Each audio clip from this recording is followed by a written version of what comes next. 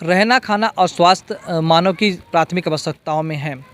कोतमा स्वास्थ्य विभाग सदैव अपनी कार्यप्रणाली से सवालिया निशान खड़ा करता रहा है। आज हम कोतमा सामुदायिक स्वास्थ्य केंद्र में हैं, जहां की अव्यवस्थाओं और व्यवस्था का जायजा हम लेंगे। वहीं विगत कई दिनों से यहां जो अव्यवस्था फैली हुई थी, जिन पर डेंटल चिकित्सक यहां हाजिरी लगाने के बाद उपस्थित नहीं होते थे, एक्सरे के रूम जो बंद पड़े हुए हैं, साथ में खुले में दवाइयाँ पड़ी हुई हैं, उसकी ग्राउंड रिपोर्ट आज यहाँ से करेंगे, जहाँ हम देखेंगे कि किस तरह कोतमा सामुदायिक स्वास्थ्य केंद्र में अव्यवस्था फैली हुई है और यहाँ के स्थानीय जनों से इस पर हम चर्चा करेंगे। हमारे साथ कुछ यहाँ के स्थानीय जन हैं जो कि यहाँ की जो चिकित्सा व्यवस्था है उससे नाखुश हैं और लगातार यहाँ आ रही परेशानियों से आपको और हम सभी को ये परिचित कराएंगे। लगातार इस हॉस्पिटल सामुदायिक स्वास्थ्य केंद्र में कुछ समस्या आ रही थी। यहाँ कहा जा रहा है कि डेंटिस्ट पदस्थापना होने के बाद भी नहीं है, वहीं और अन्य सुविधाएं नहीं है, इस पर क्या कहना है? यहाँ ये समस्या शुरू से बनी हुई है। यहाँ न तो ब्लड वगैरह चढ़ने की व्यवस्था है, न तो दंत चिकित्सा की विशेषज्ञ की पदस्थापना नहीं है यहाँ, और कई प्रकार की समस्याएँ हैं। और मैं तो अब इस लाइन का व्यक्ति हूँ कि किसी के घर अगर जाता हूँ पूजा पाठ के कार्य से कुछ से, तो लोग कहते हैं कि पंडित जी हमारा बीमार होने के समय पर आप उचित गीता महाभारत सुना दो, ज़्यादा अच्छा है, यहाँ जाने से अच्छा। ऐसा लोग हमको कहते हैं। और ये भी बातें आई हैं कई बार कि यहाँ रहने वाले डॉक्टर अपने प्राइवेट क्लिनिकों में व्यस्त रहते हैं, कहीं इधर उधर अवकाश लगा है नहीं लगा है, वो घर में रहते हैं, हाजिरी लगी हुई है, घर में रहते हैं। यहाँ एक अभी देखने जाइए आप, अच्छे से पीने के पानी की व्यवस्था भी नहीं मिलेगी आपको। और यहाँ जितने लोग आते हैं बस समय समय पर इसके जन्मदिन में फल बटेगा, उसके जन्मदिन में फल बटेगा, ये होगा वो होगा। लेकिन मैं कहता हूँ रोज़ फल न बांट के अगर एकजुट हो के लड़ा जाए और अस्पताल की सुविधाओं के लिए आगे बढ़ाया जाए हाथ अपना, यहाँ की राजनीति को ऐसा सोचना चाहिए। हालांकि मैं राजनीति को कुछ नहीं कहता, उनकी मैं बात भी नहीं करना चाहता। जनप्रतिनिधि से आप नाखुश हैं कि ये अस्पताल की व्यवस्थाओं को लेकर उनके द्वारा किसी भी तरह का प्रयास नहीं किया जाता है? देखिए, मैं जनप्रतिनिधियों से नाखुश नहीं हूँ, क्योंकि न तो मैं कोई राजनीतिक व्यक्ति हूँ, न मुझे कोई राजनीति से लेना देना है। मैं एक आम व्यक्ति हूँ। मेरी नाराज़गी यहाँ की व्यवस्थाओं से है, सुविधाओं से है, जो सरकारी कागज़ों में तो लाइन बाई लाइन लिखी रहती हैं, लेकिन भौतिक रूप से धरातल पर देखने पर वो यहाँ दिखता नहीं। कुछ साल भर से यहाँ एक महिला डॉक्टर पदस्थ थी दंत चिकित्सा में, लेकिन दंत चिकित्सक से अभी तक जो है साल भर से एक मरीज़ भी नहीं देखा गया है और यहाँ की मशीन जो है वो कचरे के ढेर में डाल दी गई है। इससे कितना नुकसान जनता को हो रहा है और शासन को हो रहा है? इससे जनता और शासन को तो नुकसान जो है वो है ही है। इससे फ़ायदा हो रहा है दंत चिकित्सा का जो प्राइवेट कारोबार करने वाले हैं। देखिए, चिकित्सा भी आज के क्षेत्र में व्यावसायिक हो गई है। कोई भी दिल से किसी का इलाज नहीं करना चाह रहा है। सबको इस लाइन में कुछ वर्षों की विद्या प्राप्त करके, शिक्षा प्राप्त करके, और सबको अपना एक बढ़िया निजी व्यवसायीकरण, निजी क्लिनिक इत्यादि की मंशा रह गई है। अब वही यहाँ चल रहा है। लेकिन कितनी सरकारें आई, चाहे वो सरकार में किसी दल का नाम नहीं लेना चाहता, वो कोई भी राजनीतिक दल हो, प्रदेश में जो भी रहे, सब ने एक दूसरे पर आरोप प्रत्यारोप किया, लेकिन इन जैसी जगहों पर किसी ने वैसा ध्यान नहीं दिया जैसा देना चाहिए। इनका कहना है कि जो सरकार आई और गई, लेकिन कोतमा की जो बदहाली है हॉस्पिटल की, जो सामुदायिक स्वास्थ्य केंद्र की, वो जस की तस रही है। वहीं अब यहाँ पे महिला चिकित्सा या महिला रोग विशेषज्ञ की कमी है। बहुत समय से मांग चली आ रही है। पिछले कुछ समय में शपथ पत्र भी यहाँ दिया गया था डॉक्टरों को लेकर। अब क्या व्यवस्थाएं हैं और इस पर क्या विचार है आपके? देखिए, जो पदस्थापना हुई थी विगत, ये जानकारी है कि लगभग एक साल पहले से पदस्थापना जो दंत चिकित्सक की हुई थी, उसके बाद बराबर उनके खाते में पेमेंट भी जा रहा है जो हर महीने।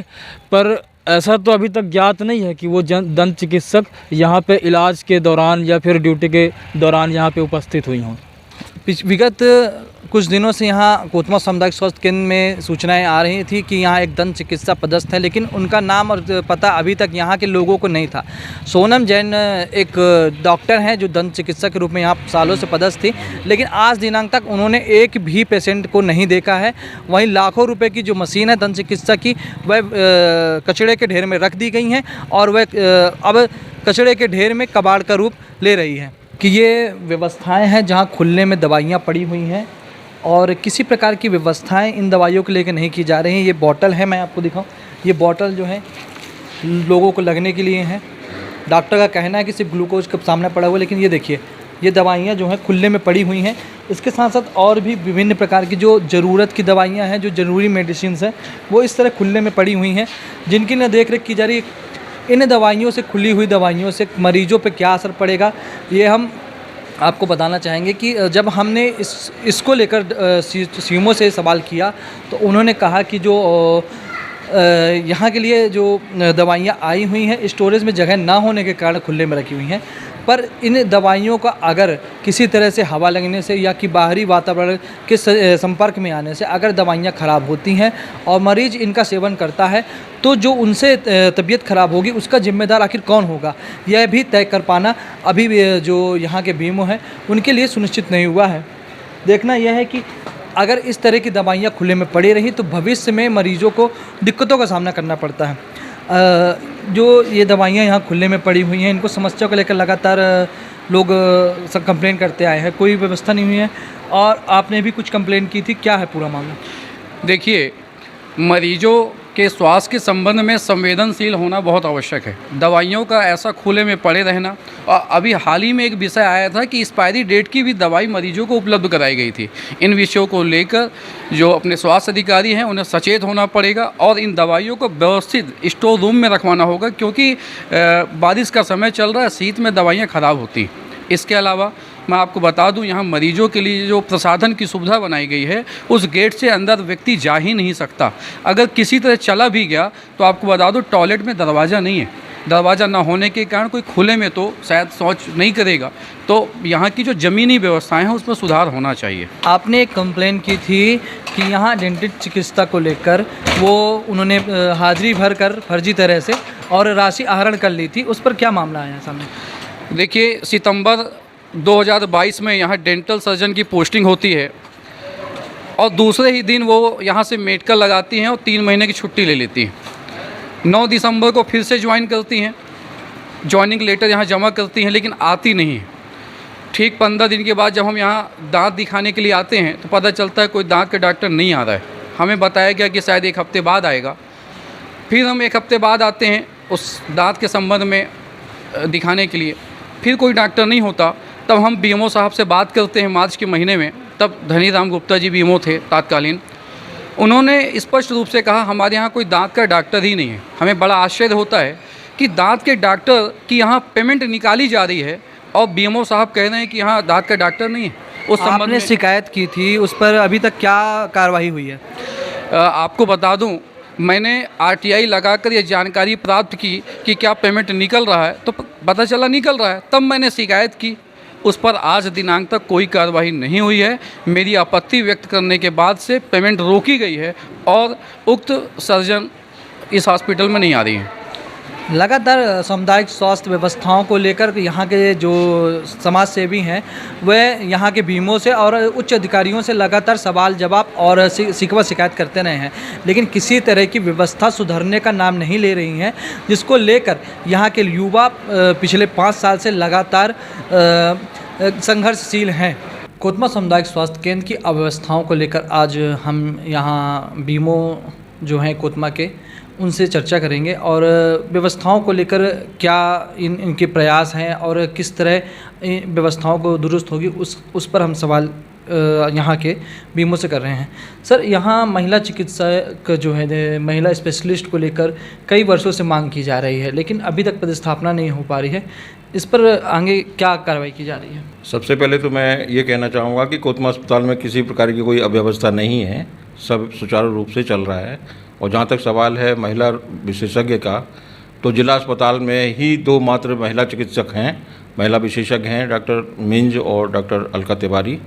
इसके अलावा वहाँ भी कमी है, पूरे ज़िले में कहीं भी महिला रोग विशेषज्ञ अभी वर्तमान में नहीं है। एक बार बार सवाल आ रहा है और कुछ अव्यवस्थाओं को लेकर सवाल उठ रहे थे कि दंत चिकित्सा को लेकर एक महिला यहाँ पदस्थ थी पहले डॉक्टर, वो 3-4 महीने आई भी नहीं थी और उनका पेमेंट उन्होंने उठा लिया था।